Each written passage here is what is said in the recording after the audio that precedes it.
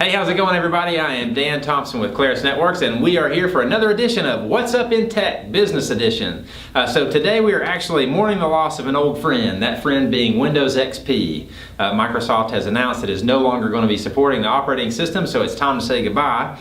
Today I have with me Sherrill, who is Claris Networks CTO. He is here to offer some opinions on this matter as well. So let's start off today, Aaron, with the number one question is, why do I care? You know, XP has been a really good operating system. It's been around a long time. We have a lot of customers that are still using it. But Microsoft is no longer going to be issuing any critical security patches or updates for it.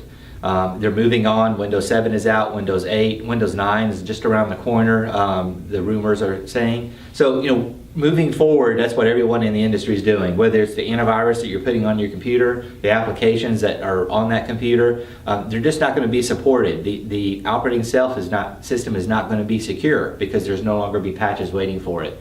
There's a lot of fear that there's a lot of malware, ransomware like CryptoLocker, etc., waiting in the wings, just waiting for this day to come out when Microsoft will no longer update the operating system to unleash what they call a lot of zero-day threats. Yeah, and so when that happens, obviously, we'll be caught with no defenses because Microsoft has said, hey, we're not going to support this anymore. So that would be big trouble for your business, a big trouble for your home even, if you've got these systems still running at your house. So let's talk through this from a business perspective. Obviously, there are a number of reasons why several businesses, I should say, are hanging on to Windows XP. Some of those are costs. So obviously, there's this thought around, well, if I upgrade all my computers, it's going to be very expensive. However, I think that we would argue that hanging on to those operating systems is going to be equally as expensive. So if you consider you have 5-year-old machines or older still hanging in the wings, well, once those computers get infected or once something breaks with those machines, us having to come in and do support, which by the way would be hourly at that point because nobody's supporting it at all, is going to be a very expensive proposition when you figure in that you can buy a new computer system for less than $1,000. It makes it's an easy business case. The other half of that is your applications. So some of our customers and business associates are hanging on to those Windows XP simply because the application they use hasn't been brought along and won't support the newer operating systems. And frankly, I think that's a great reason to either look at switching vendors or to heavily lean on your vendors to say, hey, you guys got to get your act together. This isn't supported by anyone anymore. What are your thoughts around applications like that? We have a few customers that have mentioned that before. And what I would tell them, engage us to help work with your vendor to figure out exactly what the difficulty is.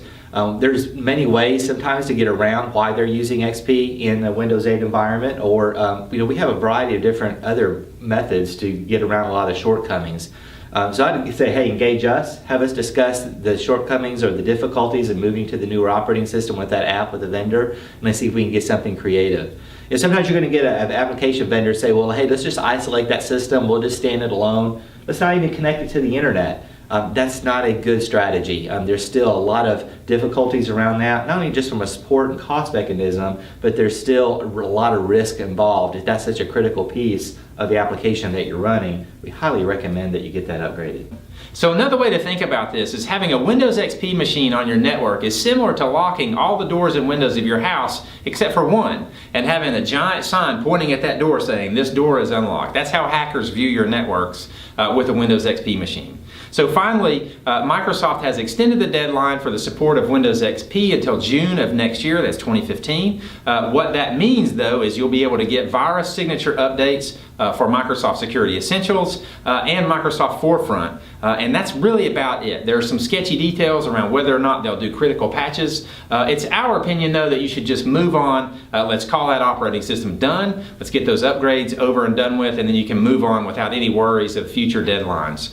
So until next time, it's Dan Thompson with Claris Networks and Aaron, our CTO, and we'll see you again on What's Up in Tech.